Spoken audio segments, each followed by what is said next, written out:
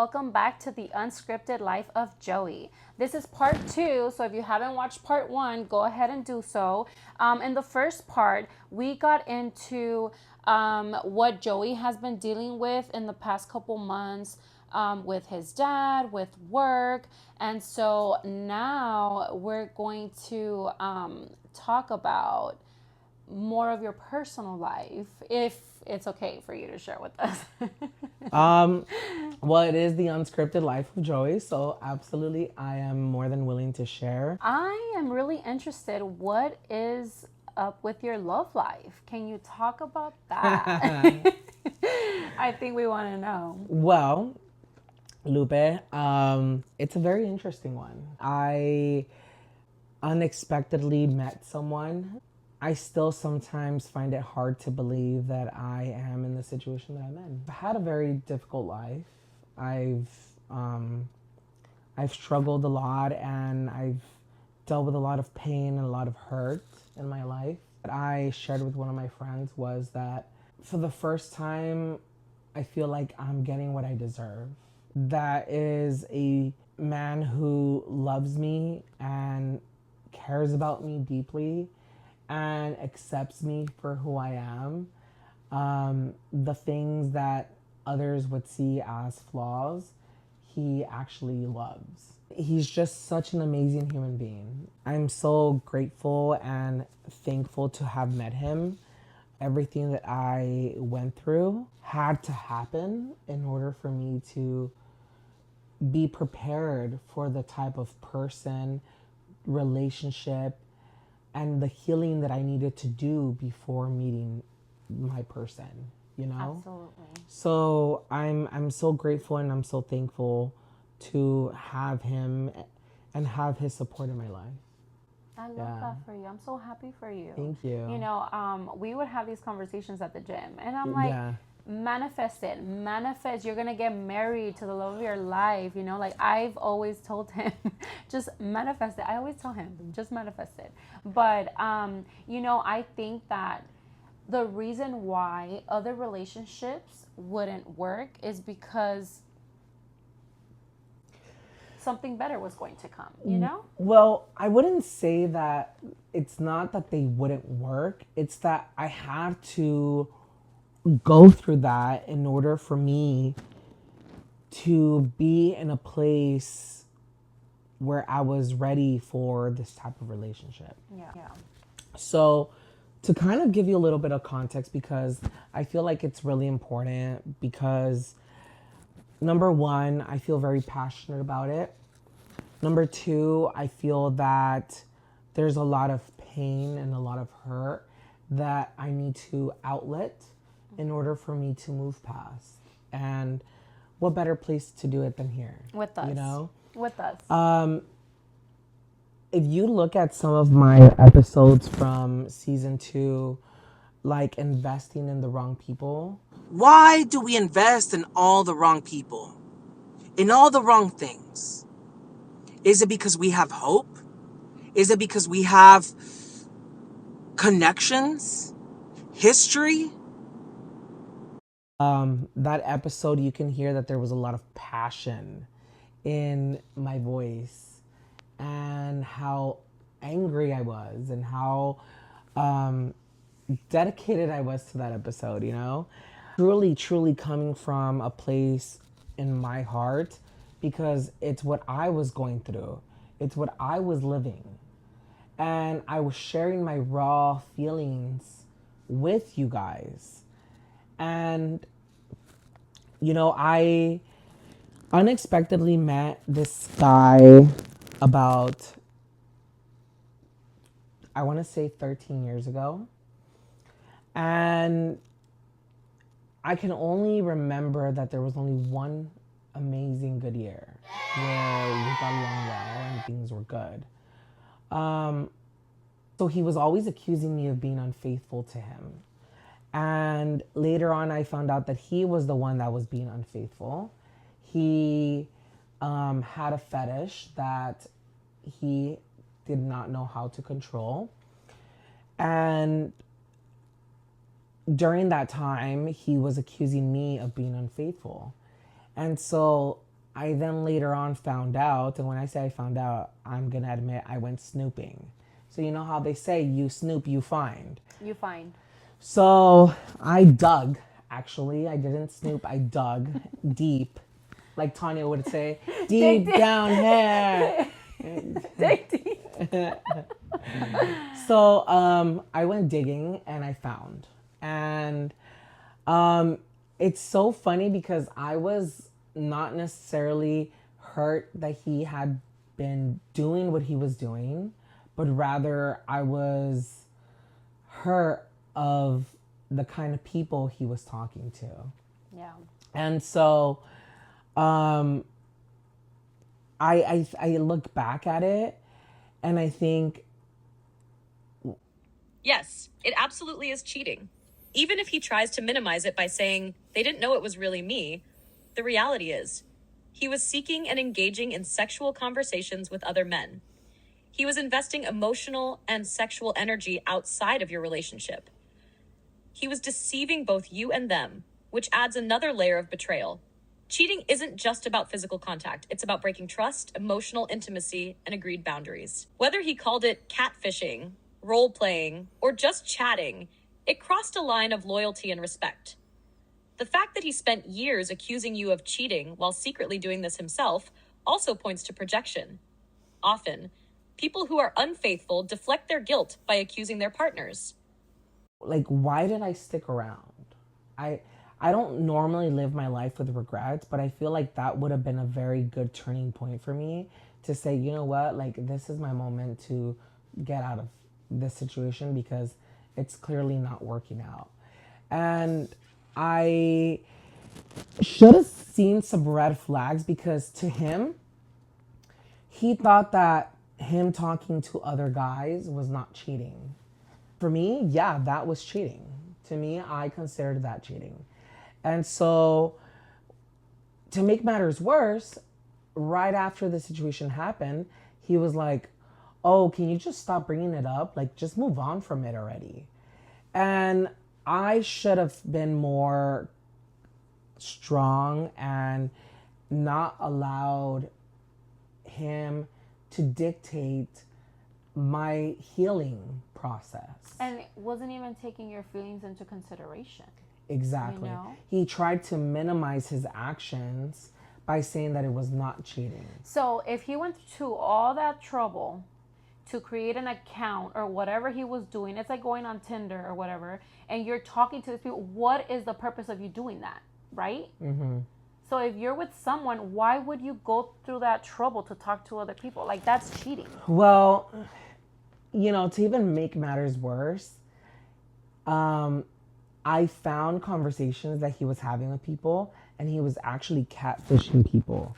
He was pretending, he was using another person's photos, and pretending to be somebody else. No. So that people didn't know who he was.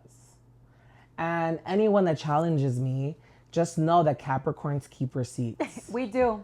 So, I have all my messages.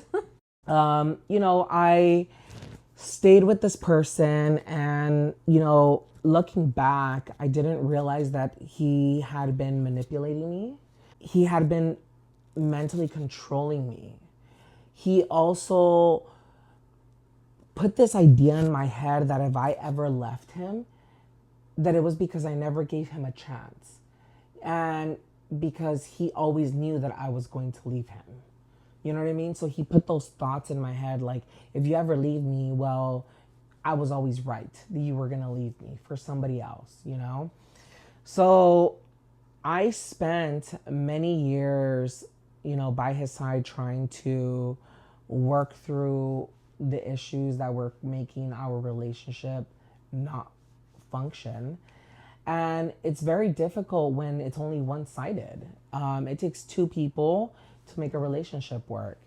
And in one of those episodes where I talk about how I had a meltdown at Hollister dressing room, and I started crying because, number one, I was overweight.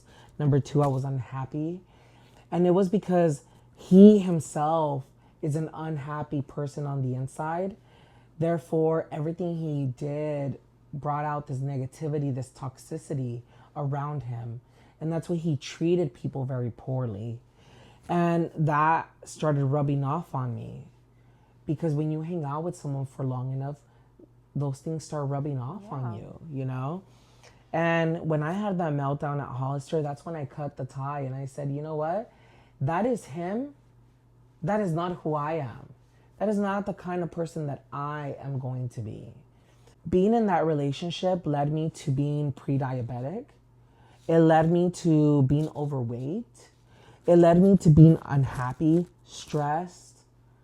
And I also take ownership of it because I'm the one that chose to be in that situation. Yeah. I am the one that continued to put myself in that situation. Yeah. But the moment that I recognized that, I said, I'm changing my situation. Yeah. So I ended up breaking up with him, and he then, you know, a few weeks went by, and then he showed up to my house and was like, hey, I want to work things out. And I was like, I'm done. Like, I don't want to work things out, you know? And he said, well, I feel and I fear that if we go our own ways, we'll never see each other and we'll never get back together.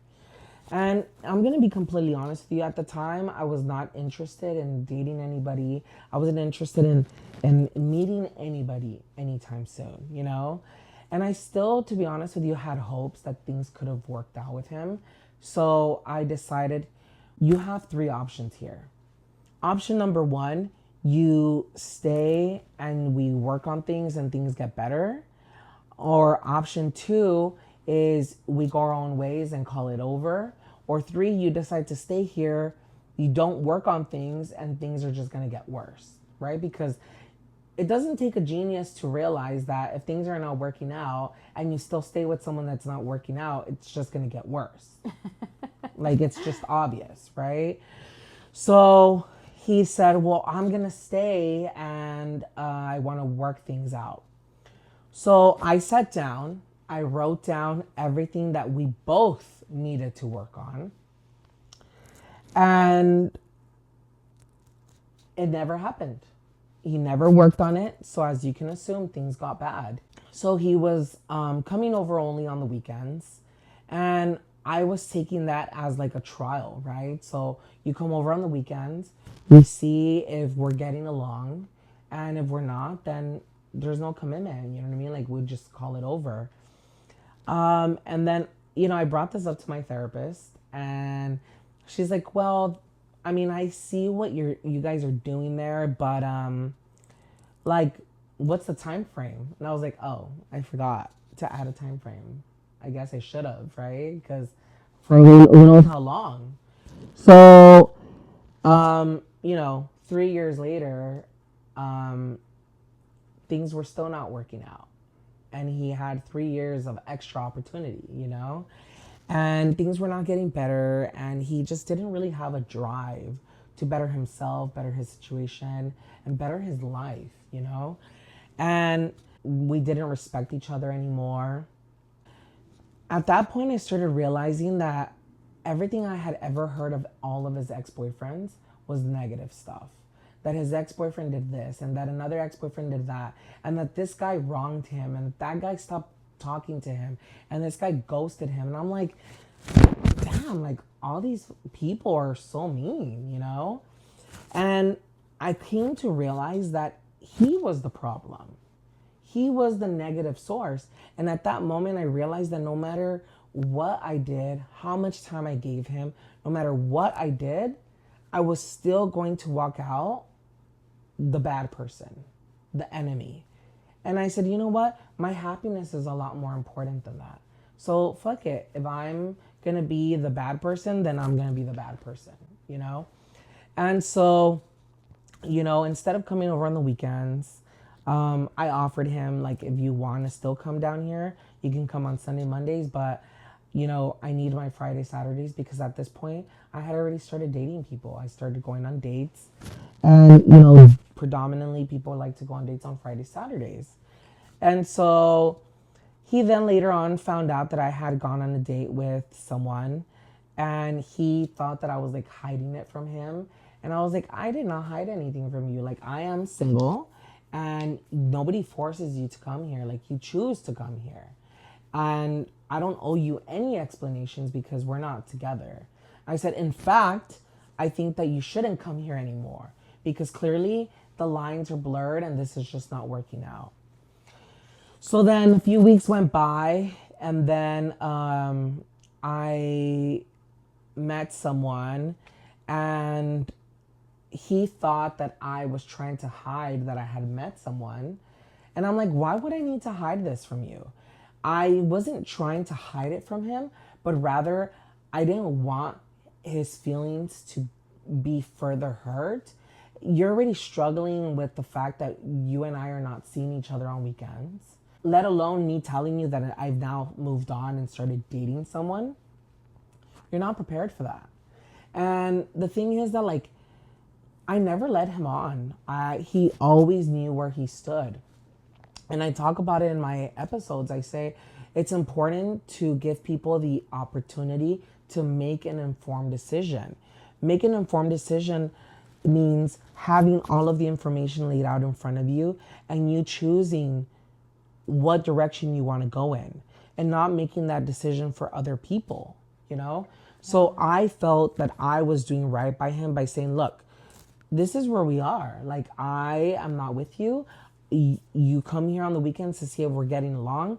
We're not getting along. I'm starting to date, so change your days to Sunday, Mondays, and this is where we are. And that's how it was. And so, you know, this whole huge problem happened and he became very vindictive and very, you know, retaliatory, and that's fine, you know what I mean? Because at the end of the day, like, I am happy. I am healthy.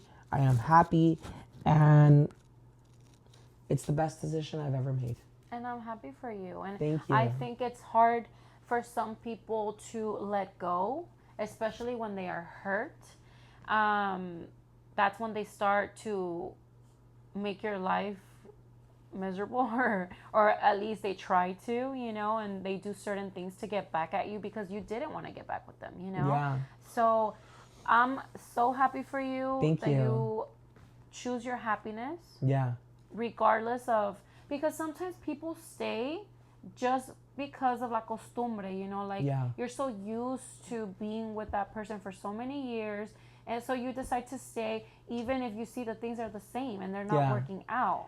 And you know what, Lupe, earlier we talked about it a little bit, and you know, with my boyfriend, I shared with him the journey that I took before I met him, and the frogs that I met before him, you know? And they're not frogs. Sorry. You guys aren't frogs. You're someone's Prince Charming, I promise. Yes, someone. You know, I felt that, you know, there was a guy that I met many years ago, and he had to come into my life in order for me to understand the type of relationship that I did not want to be in. And through that friendship, affection that I had for him, it pushed me to make a lot of the progress. I feel that all of those things had to happen in order for me to be able to meet the love of my life. Oh, So, that's but don't tell him I said that. You know, everything happens for a reason. Yeah. And it makes you the person that you want to be a better person for the love of your life. You know, like, you see how you've acted in the past in relationships and you're like, you know what? I don't want that. I don't want to have these problems. I want us to communicate better, or I want us to have trust. And I think that's so important in relationships. You have to have trust and respect. And communication. And communication. I straight up told my boyfriend the first time I met him, I said, what you see is what you get. I said, I don't pretend to be something that I am not, and you better not pretend to be something you're not. I said, and number 2, consistency. Don't get me used to something that you're not going to continue doing. That is very true. Because I want to fall for someone, and I want to fall for someone's authentic self. Yes. Because if I'm going to spend the rest of my life with this person, they need to be their authentic self, because you can't pretend to be something that you're not for the rest of your life. Yeah. You just can't. And so for me, communication, trust, honesty, respect are super important. And even I sometimes catch myself and I say, hey, you know what? I'm so sorry that I responded that way. It's not on you, it's on me. I'm like re-teaching myself to not be so triggered by things. Yes. But that's the truth. Like, you know, we go through things in our relationships and our lives that somewhat mark us. Yeah. And sometimes they could be triggers. And for me, a trigger is, I'm going to work on it. No. Hell no. Hell no. Not I for don't need 5 it. years. You're not going to work on it for 5 years, you know? Like, yeah, I get you. 5 years? Yeah. Girl, that was 13 years. Well, yeah, 13 years. But I'm saying, like, when he said he was going to work on it, you know? Yeah. But I totally understand you. It's like we have these triggers and we respond in a negative way that we shouldn't, you know, with our new, it's like you get cheated on your old relationship. And so you're like, so, like you don't really trust them in a way. Like you're not blaming them or accusing them of cheating on you, but you have this like, I don't know. And they're like, hey, I've never done anything to you. Like, why am I taking this negative, you know, side of you when I've never cheated? I've never given you reasons. It's because they're the ones that are, number one, not confident in themselves. Like they feel that there's someone better than them. Or number two, they're the ones that are being unfaithful. So therefore, they're projecting onto you. And that's the truth and reality of the situation. I just feel like I've gone through so much loss in my life that my perspective around time is very important. We don't have a lot of time in this earth. You know what I mean? If you really look at it, you know, most people live at that to the age of what? 79, 80. Yeah. If you're lucky, you make it to 90. Yeah, that's very true. So whatever age you are in now, minus, you know. I'm 25. And, you know, I'm wearing my glasses today so you don't poke my eye. Protection. Yeah. And I kept the and the camera. And I kept a healthy distance away from you. And the camera, just in case something happens. I don't get attacked by you. I didn't attack him. Yeah, you did. No, I did not. I was trying to give you a high five. Like this? Like this, but you had your hand like right here on your face, like right. So you here. went like this. So I went like that, but you had your hand like right here. Sure. Do it again so that everyone can see. No, I'm not gonna incriminate myself on camera. Well, check out next week's Spotify episode. The Man Behind the Queen. Yes, Queen. New episode available on Spotify and Apple Podcasts. New season, new shirts. Get your merch today on my link tree in my bio.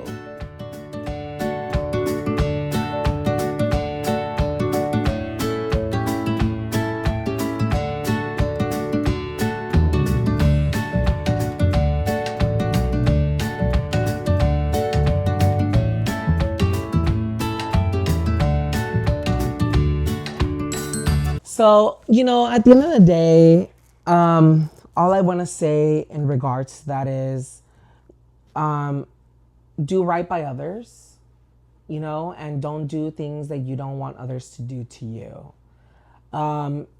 I am pretty much friends with all of my exes besides 2 now, right? This last one and the one that I talked about in my episode with the whole nose. Yeah, exactly, that one. And that's fine, you know what I mean? Because at the end of the day, like, I know that I'm a good person and I know that I didn't wrong anybody. And I wish them and everybody else nothing but the best. Yeah. Because, like I said, life is too short. And why am I going to waste my time feeling stressed or wishing ill on somebody else when I could just be here cuddling with my boyfriend, enjoying the night? Being happy. That's it. Like, you just hurt yourself, like carrying all this Absolutely. negative energy and hate in your heart for what? Yeah, absolutely. You know, and whatever you're like wishing onto people, it comes back to you. So think about it. Don't wish bad upon people, you know. And I just want to say, like, I know relationships are super hard. No relationship is perfect. It takes a lot of work for both of you to put in your part. Like Joey said, when he sees that he does something wrong, he's like, you know what, I'm sorry, I shouldn't have reacted that way. That's how it should be, talking things out. And if for whatever reason things don't work out, I think as an adult, being able to, you know, talk it out and just try to conclude it in a, you know, civil like way, like there is no reason to make threats or to go through, you know, the Things that they try to put you through out of vengeance. Yeah. And, you know, Lupe, I think it's important to say that it's also necessary that people are self-aware and that people live in a realistic world where, you know what, like, this is not working out. It's not working out. Let's just walk away, you know, because then that's how people end up on Dateline, or yeah, it's Dateline. You know, that's how they end up in Dateline, that they just felt trapped and they couldn't leave their significant other. And it's like, then they resort to other things. And it doesn't have to get to that. No. You just have to be willing to say, you know what, this is just not working out for the either of us, and we got to move on. And of course, you know, there's people that are a little off their rocks as well, and they just can't let go. Yeah. And that's unfortunate. But there are programs, there are people, and where people are there for you, no matter the situation. Yeah, I think sometimes we just, you know, estamos aferrados. Like we just cling on to like, no, he's for me. It's going to work out. Like, you know, because I know like how people can fall in love with you and just be like, no, he's mine. But if you're not putting your part to be a better version of yourself, to treat you with respect, you know, and vice versa, like, if you're not happy, what is the point? Living that Delulu life. No, that's different. Like, our Delulu is different with manifestation. No, but yeah. I want to thank you so much, Joey, for, you know, being so open. I know this is a lot to share. It's personal, but I feel there's so many people that go through the same thing. So this is very helpful. And I just wanted to say, if you have any questions that, you know, that you have for Joey, that you're curious to know, or you want a certain topic that you would like him to talk about, you know, just message us so we can talk about whatever you're interested in hearing, our opinions, or just what he has to say. Or if you're just curious about anything, just let us know. But I want to thank you so much for being so open about everything. And I'm excited for what's to come with your podcast. Thank you so much, Lupe. And I want to say that I am very grateful that you continue to come here and do these interviews with me. One of the main reasons why I always ask you to come do the interviews is because you and I have really good conversations, and there's no other person that I would feel most comfortable being interviewed by than you. Oh, I love you. And so, you know, I'll be having some conversations with Lupe later, so hopefully you guys will see a whole lot more of her. A lot. Well. So thank you so much for joining us, and continue to listen and continue to watch, and remember to love yourselves and do right by others. See you guys next time.